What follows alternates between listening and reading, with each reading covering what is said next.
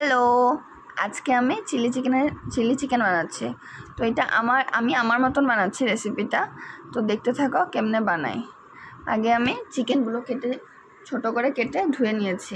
তারপরে আদা রসুন পেস্ট করে রসটা দিয়ে দিয়েছি। তারপরে এটার মধ্যে অল্প vinegar, chilli sauce, soya sauce, tomato sauce আর একটু পেঁয়াজের রস দিয়েছি। এখন এটাকে মেখে নেব ভালো করে।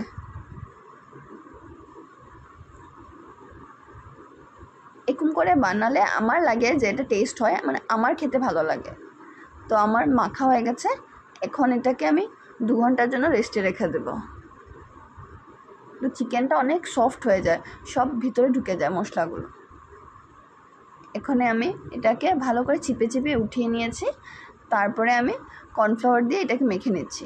এখন আমি ভেজে নিব পকোড়া মতন, আর ফ্লেমটা হাই রাখবো, হাই ফ্লেমে ভাজবো।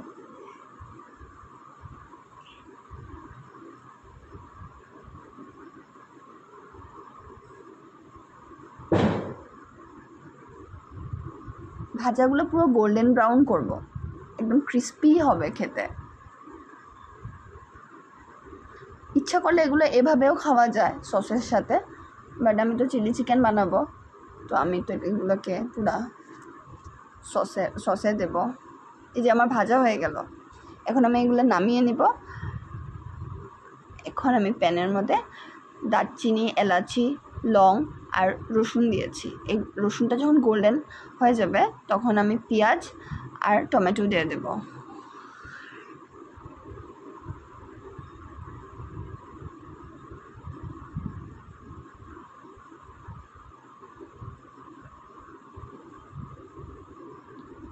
টমেটো আর পেঁয়াজটা যখন ভালো করে ভাজা হয়ে যাবে হালকাভাবে, তখন আমি ক্যাপসিকাম দিয়ে দেব। আমি গ্রিন আর ইয়েলো ক্যাপসিকাম দিয়েছি, আমাদের এখানে এটাই পাওয়া যায়, বাট রেড ক্যাপসিকামও আছে। যত ভ্যারাইটি দেবে তত ভালো লাগবে দেখতে, আর কিছু না। তো এগুলো এখন ভাজছি, ভাজা হয়ে গেল আমার। এখন আমি সস দিয়ে দিয়েছি, চিলি সস, টমেটো সস আর সয়া সস দিয়ে দিয়েছি। আর এখন চিকেনগুলো দিয়ে দেব।